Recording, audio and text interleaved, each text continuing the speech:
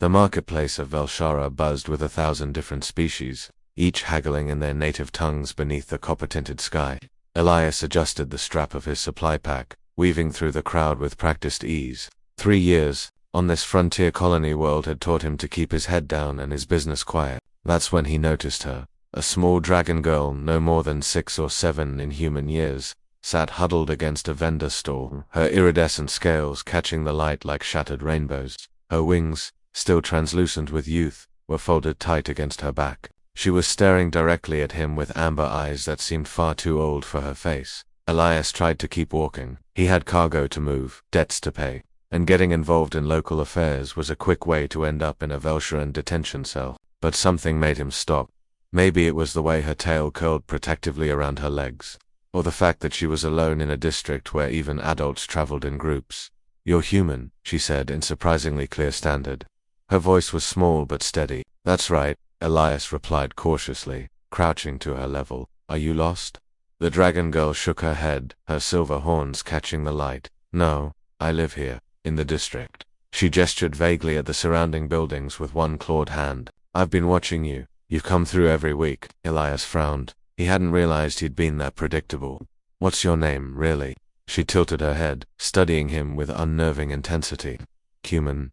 Can you pretend to be my father?" Today, the question hit him like a plasma bolt to the chest. "Well, I don't, please." Reilly's voice cracked slightly. "The first sign of vulnerability, just for today. The choosing ceremony is tonight. All the younglings are supposed to come with their families to be blessed by the elders. But one..." She looked down at her claws.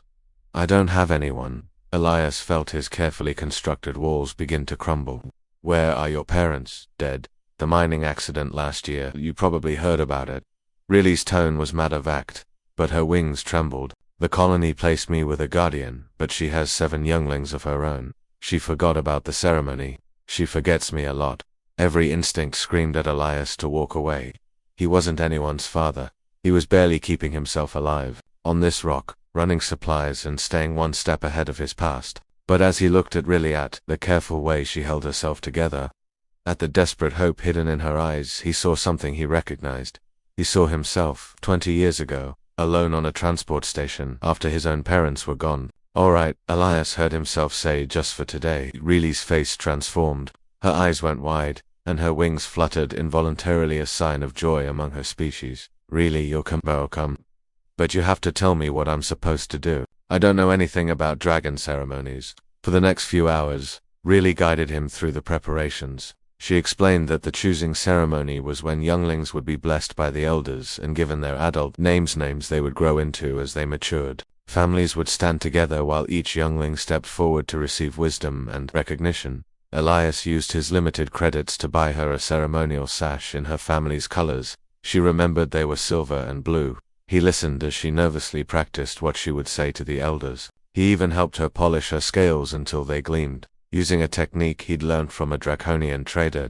As sunset approached, they walked together to the Hall of Ancestors, an ancient structure carved into the living rock of the mountain. Other families streamed toward it, parents with younglings, entire clans moving as units.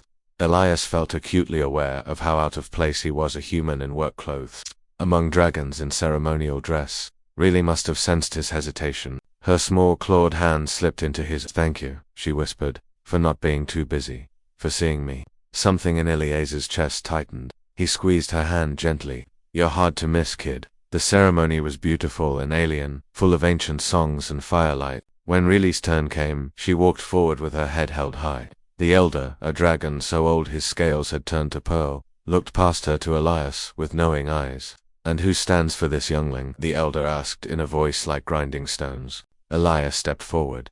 "I do. You are not kin. You are not even of her species." "No," Elias agreed, his voice firm, "but I'm here, and I see her. I see really she's brave, and smart, and stronger than anyone should have to be at her age. She deserves to be witnessed today." The crowd had gone silent. The elder studied Elias for a long moment, then turned his gaze to Riley.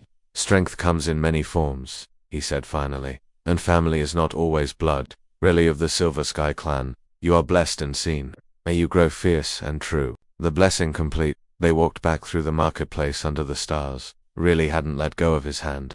"I know it was just pretend," she said quietly, "just for today.